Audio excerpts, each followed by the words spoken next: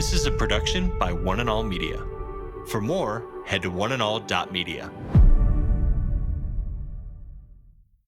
Today with Jeff Vines, We are taking the gospel to the world. pastor, apologist, and Bible teacher. One truth that will be delivered in love and compassion, connecting every one person to all that God has promised them. You make me wanna dance and sing with every single breath I breathe. I will bring this offering. You are my wonder, you with the wonder. Today with Jeff Vines. Welcome to Today with Jeff Vines. My name is Aaron, and I'm glad you're joining me to hear this message from Pastor Jeff.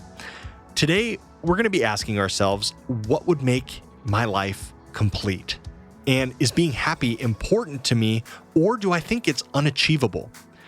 Pastor Jeff is going to be answering these questions and looking to the Bible for answers on how we should view happiness and how happiness is even attained. We're going to be looking at Psalm chapter 1 for a formula to give us some direction.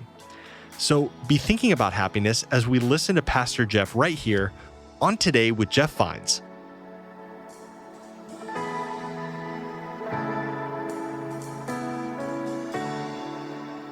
Raise your hand if you'd like to be happy.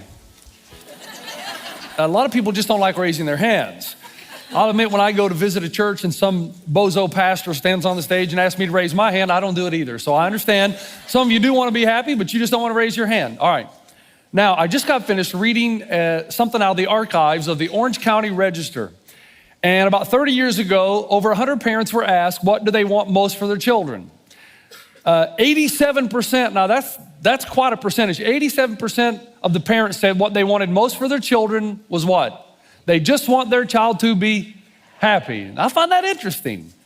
You know, nothing about character, integrity, honesty. I just want my child to be happy. You know, he's a drug dealer, but if he's happy, he's happy. You know, he's a warlord, he's happy. He's a bank robber, yeah, but he's happy. Think about that for a moment. We're so addicted to happiness. If our parents wanted us to be happy, and that's 30 years ago, so most of us are the product of 30 years ago, that brings me to my second question. How many of you say you want to be happy, how many of you are happy? Be honest now, you're in church. Some of you raised your hand when I asked you if you were happy, and there's some of your friends and neighbors around, and they would like to ask you the question, well, if you're so happy, why are you so grumpy all the time? Because there's a lot of grumpy people in the world. You know I'm telling the truth. If you're one of those persons right now and you're saying, hey, Pastor Jeff, I'm happy, all right, back off, then chances are you got problems. Now, here's why I tell you that. I've just got finished with some study and some reading, and the psychology journals tell us we're not happy.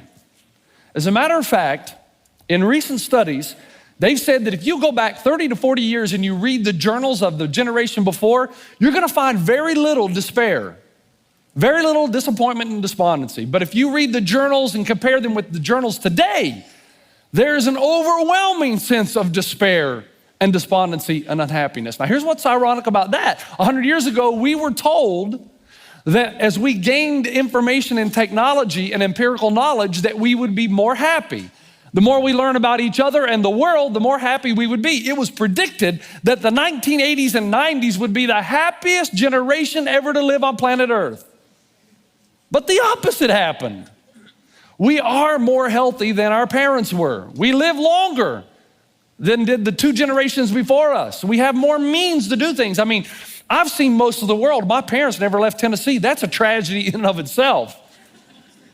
And yet, even though those things are true, we are less happy than our parents. In fact, the rate of depression among Americans right now is 15 to 20% higher than in the 1950s. And 20% of all Americans describe themselves as very unhappy. Now, Martin Seligman, who's the director of psychology at the University of Pennsylvania, he is the American leading happiness expert. And he wrote a book called Authentic Happiness. He says this: in the span of one single generation, the depression rate increased 20%, and when something increases in a generation even 10%, we call that an epidemic. You know what he's saying? You know, if we have more heart attacks, 10% more than we did last generation, we say, we've got a heart attack epidemic. And yet depression has not only risen 10%, but 20% higher than it was 50 years ago. Now you think about this, try to get this in our heads here. We are better off monetarily speaking than the generations before us. We have a greater sense of freedom and liberty because of travel. We are far more healthy. We live longer. And yet, there's an epidemic. It's the loss of happiness, and nobody knows where to find it. But according to Psalm 1, there is a formula. Now, I'm anti-formula. I hate formulas. Somebody tell me, well, if you take these 3 steps, this will happen. No, I hate that. But yet, in the book of Psalm, there's a formula. And when I'm talking about happiness, I'm talking about, and I go back to ask the question again. In the beginning of the message, I said, are you genuinely happy? And some of you might have said, well, define that for me. So I'm going to do it. That you have a central, overarching characteristic of joy in your life. It is your defining characteristic. If people look at you and say, man, that Jeff Vines, that's a happy guy. I mean, sure, he has problems and seasons change, but overall, when he comes into a room, man, that guy just lifts the room up. He's a happy guy, and that kind of happiness is contagious. Would people say that about you, or would they say, you're grumpy and you're grouchy, and they'd just soon not talk to you? Which is it? Now, if we're gonna ever experience the happy life, first thing you're gonna have to do is, one, recognize that happiness is possible. Like I said, I'm not a formula guy, but the Bible starts out, the writer of the book of Psalm 1 says, blessed is the one. So right away we know, okay, it's possible that you can be glad, that you can be content, that you can be a person filled with joy. That's a staggering statement given today's world, isn't it? So when you hear me say that happiness is possible, even in today's world, there's a part of you that should go, really, Jeff? I mean, really? Honestly, don't get my hopes up. Can I really be happy, genuinely happy like you're describing? I had a high school basketball coach, which I've got a photo of right here. This is him, still coaching today. He had me terrified to go out in the real world. Terrified, because he'd always say to me in practice, for 4 years, he would say, Vines, you think it's tough in here? You think I'm tough on you? Wait till you get out into the real world. And I heard that for 4 years. By the time I graduated, I was scared. I didn't want to leave high school. I just want to stay in here. No, you better suck it up, Vines. You better grow some intestinal fortitude. You better get some courage, because your mommy's not going to be here for you forever. It's a tough world. And if you think it's tough in here, it's really going to be tough out in the real world. I was scared. I'm like Charlie Brown, that great theologian, who says, I think I'm afraid to be happy because whenever I get too happy, something bad always happens. That's a lot of our lives. Now, here's the truth, the humor aside, kind of. We usually start out in life thinking that happiness is natural. And if I were to ask you if happiness is a natural part of life, your answer would correspond to your age. The younger you are, the more natural you think happiness is. And your idea is this, or at least this group of people, yeah, happiness is natural. Well, for most people, now there are some people that are just stupid. And they make really dumb choices and decisions, and of course they screwed their lives up. That's why they're not happy. But happiness for the rest of us is all natural. And I'm smart enough, and I have enough courage, and I'll do the right thing, and I know I'll have a happy life.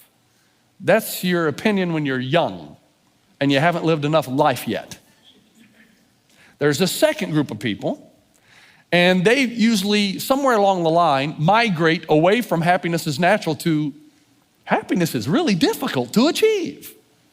In fact, I think there are 4 groups of people listening to the message right now. There's 1, happiness is natural unless you're really, really stupid and do a bunch of stupid stuff. 2, happiness is unachievable. This is usually the people who have achieved a lot in life, and they thought by getting their goal and achieving their objective that they would be happy, but now they're cynical. Have you ever read Forbes magazine? Read about the wealthy. They're some of the most cynical people on the planet because they thought by being wealthy and having all these material things, they were going to find a sense of pleasurable satisfaction. They were going to achieve happiness, and they said, I didn't get it. It's impossible. It is unachievable in this life. There's a third group. That's the group that doesn't think about it very much until tragedy comes. And then there's the fourth group the Bible talks about, and the fourth group that Jesus talks about when he says that authentic happiness is neither natural or unachievable, but it's possible. It is possible to be fundamentally and consistently a happy person.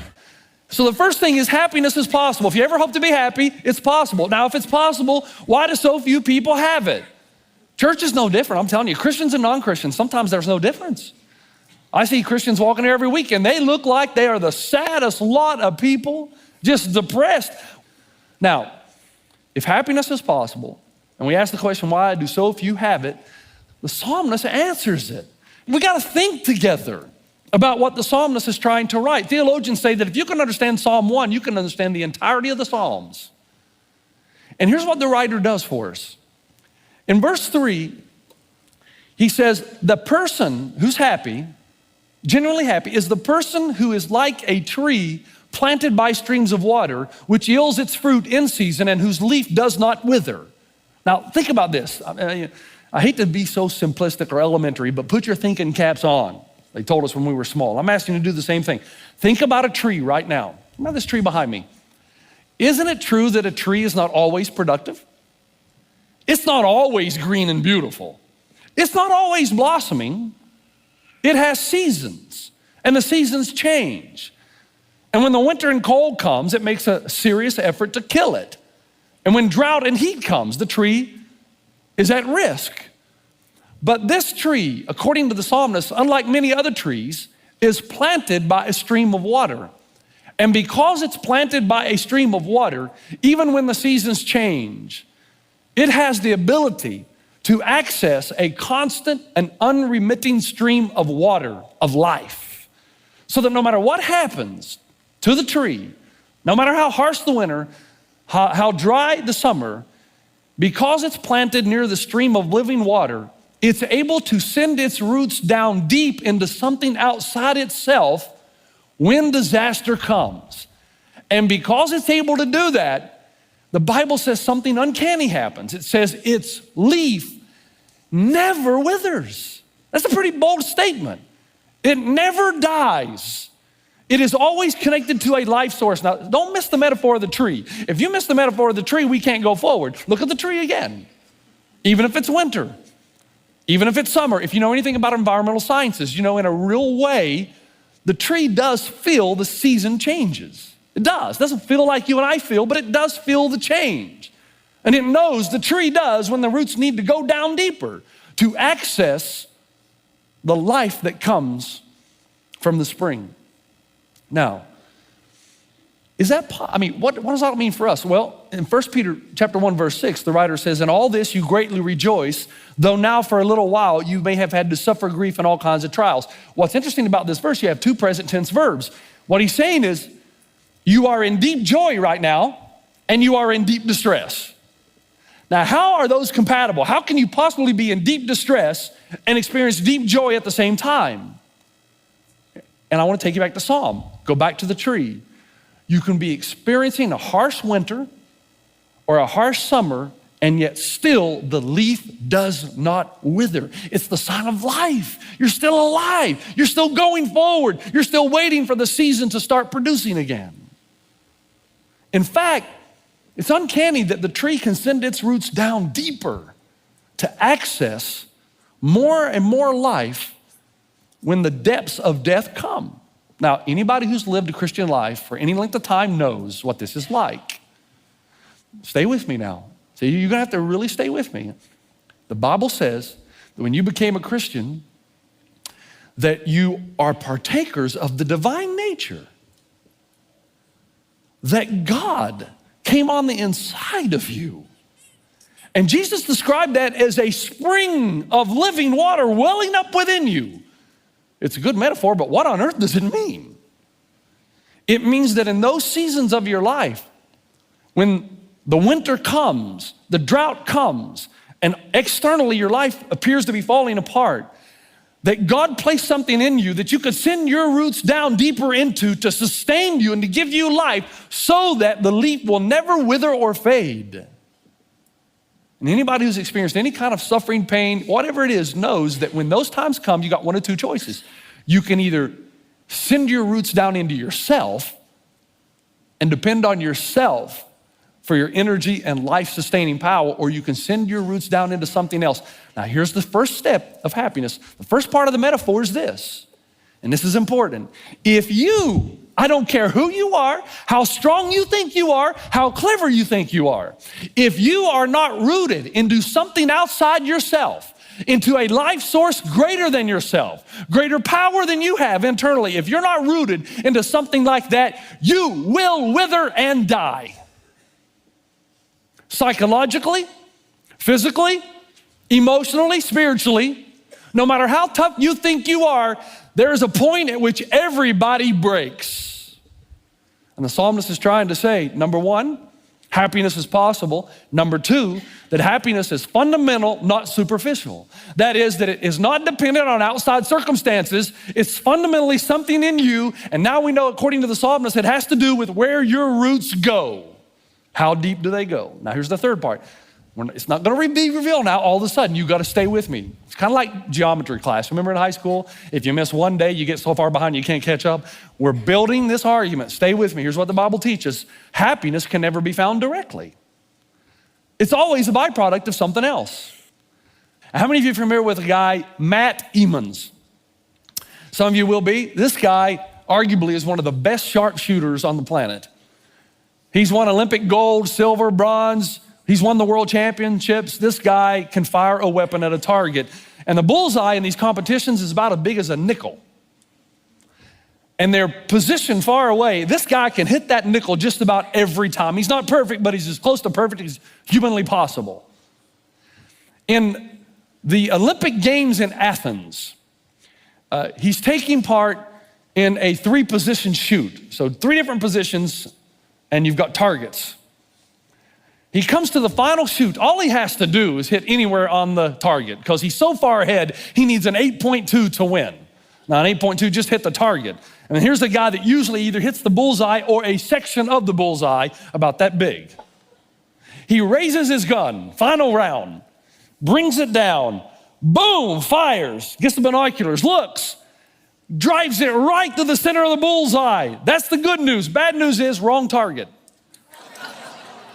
He finished 7th out of the medals. It is possible to achieve your goal and objective, but it's the wrong one.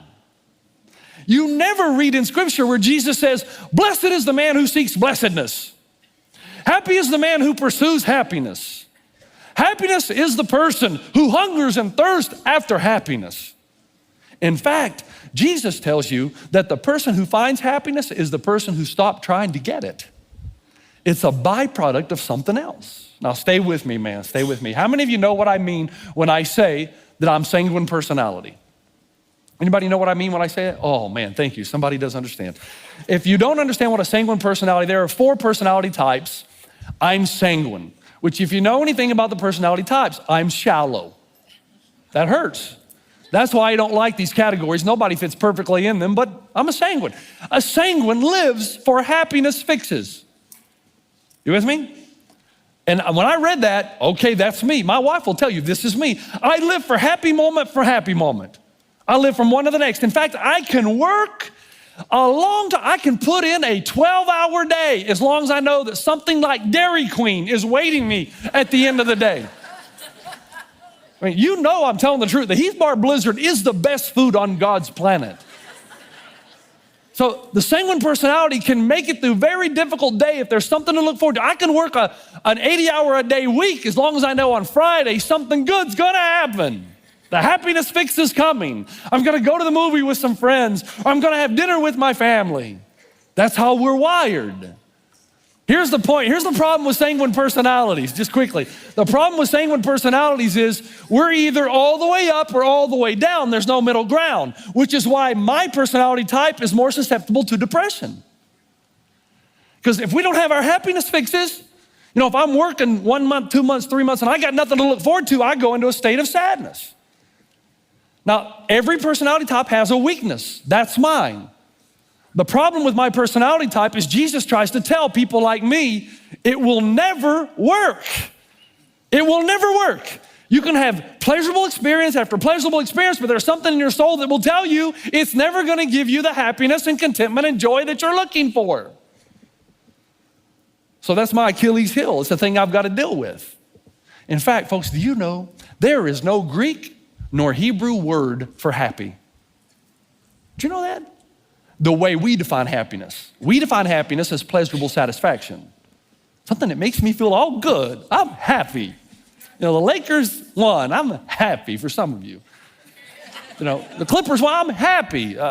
Heath Bar Blizzard, I'm happy. I'm going to my favorite restaurant, the Elephant Bar. That's my favorite. I'm happy. Bible has no word for that because it's not that shallow. The only words for blessed and happy and joyful are words that have to do with a central happiness that have very little to do with external circumstances. Now stay with me. Jesus teaches us that if you seek happiness and it's your number one goal, it will always elude you. You will never find it. In fact, he'll go one step further. He'll say that if you say, my number one goal in my life is to have a happy marriage, Jesus says you'll never find it. If that's your number one goal. He said, if you say, my number one goal is to be a successful businessman, he says, if that's your number one goal, you're never gonna get it. But he does say this. He says, you can have both if you pursue something outside of those things. You with me? The thing that you want the most will destroy you, but there's something that you can pursue that all these things become a reality. That's the fourth step. Happiness is not something that happens to you, but something you choose. Now, this is not psychobabble. This is not pop psychology. Here's what the writer says. This is the meat. This is the core of the passage. Here's what the writer of Psalm says. He says, happy is the man who does not walk in the step with the wicked, or stand in the way that sinners take, or sit in the company of mockers. Now, for a long time in the study of this passage, I thought the emphasis was on the wicked that sinners take and the company of mockers. But in Hebrew literature, especially in the Psalms, anytime you have a note of progression, that's where the hidden treasure is. Walk, stand, sit. There's a progression. Walk, stand, sit. In Hebrew, the idea of walking means to go with the flow. It means that you're just flowing with everybody else. That's the idea of living. Peripateo is the Greek word. It is walking along. You are living. You are flowing with the world. And what he's saying is, if you fall for the lie that you pursue the same things that the world pursues to find your happiness, you'll find yourself walking in step with the wicked. Why would you pursue the same thing everybody else pursues when they're not finding happiness? Wouldn't you go a different road? But if you're not careful, if you walk long enough, something uncanny will happen. You'll move from walking and suddenly you'll be standing in the way of sinners. Psalm chapter 1 is full of great direction for us still today. I hope that you heard that from Pastor Jeff and that you're hearing how there's a formula to be found for happiness in Psalm chapter 1. Unfortunately, that is where we're going to have to pause for today, but I promise next time we're going to hear the rest of this message from Pastor Jeff as he unpacks its meaning in even more detail. Now, if you're ever going to be happy, the way you want to be happy, the first thing the writer does is give you the negative. He says, it's never gonna be found if you pursue the same things the world pursues, if you find yourself belonging to that, if you find yourself owned by other things externally, it's never gonna happen. I look forward to your company next time to hear the rest of this message on Today with Jeff Vines.